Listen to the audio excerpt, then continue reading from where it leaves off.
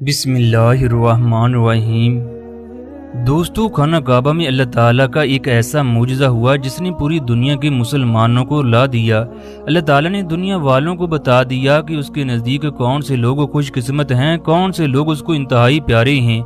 मक्का मुकरमा में रहने वाले एक आदमी ने ख्वाब देखा। उसको गायब से आवाज़ आने लगी कि फ़लाँ आदमी को उम्रा करवाओ। ख्वाब में उसको फ़ोन नंबर भी दिखाई दिया जो उसने बिल्कुल वाज़िया देखा।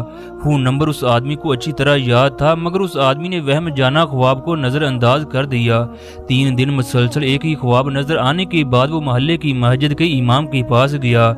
उस आदमी को सारा वाक़या सुनाया। इमाम साहब कहने लगा, अगर तुम्हें नंबर याद है तो उस नंबर पर राब्ता करके उसे उम्रा करवा दो। अगले रोज उस आदमी ने ख्वाब वाला नंबर मिलाया। जिस आदमी ने फ़ोन नंबर उठाया उसे ज़रूरी तारफ के बाद कहने लगा, मुझे ख्वाब में कहा गया है कि तुम्हें उम्रा करवा दूं, लिहाजा मैं इस नेक काम को पूरा करना चाहता हूँ। जिस आदमी को उसने फ़ोन किया वो कहने लगा, तुम किस उम्रे की बात करते हो? मैंने तो एक मुद्दत से फ़र्ज नमाज भी अदा नहीं की और तुम मुझे उम्रा करवाना चाहते हो। जिस आदमी ने ख्वाब देखा था वो उसे इसरार करने लगा और समझाने लगा कि मेरे भाई, मैं तुम्हें उम्रा करवाना चाहता हूँ, सारा खर्च मैं करूँगा, तुम्हें इस बारे में परेशान होने की ज़रूरत नहीं। खासी बहस के बाद वो आदमी शर्त पर राज़ी हुआ कि ठीक है, मैं तुम्हारे कहने पर उम्रा करूँगा। मैं इस शर्त पर जाऊंगा कि तुम मुझे वापस रियाज में लेकर आओगे और तमाम अखराजात तुम्हारे ज़िम्मे होंगे। वक्त मुकर्ररा पर जब वो दोनों मिले तो ख्वाब वाले शख्स ने देखा वो वाकई शक्ल से कोई अच्छा इंसान नहीं था, जबकि उसकी गुफ्तगू भी बेफजूल थी। उसके चेहरे से साफ ज़ाहिर था कि वो शराबी है और नमाज कम ही पढ़ता है। वो बहुत हैरान परेशान हुआ कि ये वही शख्स है जिसे 3 बार ख्वाब में उम्रा करवाने का कहा गया। चन्नाचा दोनों शख्स उम्रा अदा करने के लिए मक्का की जानब रवाना हो गए। मीकात पर पहुंचकर दोनों ने गुस्ल करके हराम बांधा और दोनों हरम शरीफ की जानब रवाना हुए। इन दोनों ने तवाफ किया। इसके बाद मकामी इब्राहिम के नज़दीक 2 रकत नफल अदा किए। इसके बाद सफ़ा मरवा के दरमियान साई की, अपने सिरों को मंडवाया। इस तरह इन्होंने उम्रा मुकम्मल किया। अब दोनों ने वापसी की तैयारी शुरू कर दी। हरम से बाहर निकलने लगे तो वो शख्स जो बड़ी मुश्किल से उम्रा करने पर राजी हुआ था वो ख्वाब वाले आदमी को कहने लगा, मेरे भाई, मैं 2 रकत नफल अदा करना चाहता हूँ, पता नहीं दोबारा उम्रे की तौफीक होती भी है कि नहीं।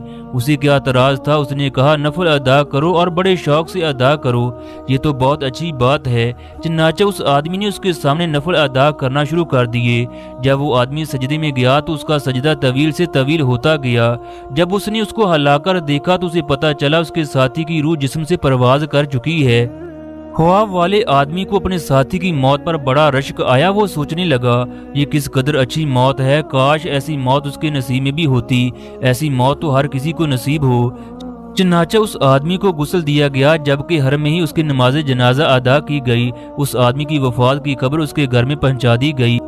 इसके बाद वो मैयत लेकर घर पहुंचा, क्योंकि उस आदमी ने वादा किया था उसे उसके घर पहुंचाएगा। कुछ वक्त गुजरने के बाद ख्वाब वाले आदमी ने उस आदमी की बेवा को फोन किया।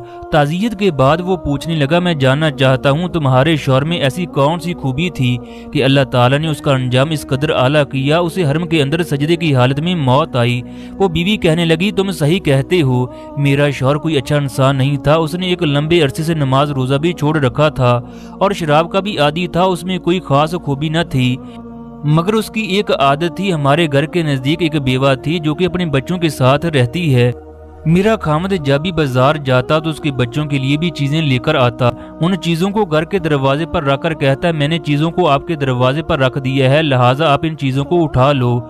वो औरत चीज़ों को उठाकर मेरे खामद के लिए दुआ करती, तुम्हारा खात्मा ईमान की हालत में हो। बस मेरे खामद को उसी औरत की दुआओं की बदौलत ये सब कुछ मिला है। दोस्तों, अल्लाह के नज़दीक कोई भी नेकी छोटी नहीं होती। अल्लाह ताला हर इंसान के दिल की नीयत को भी देखता है।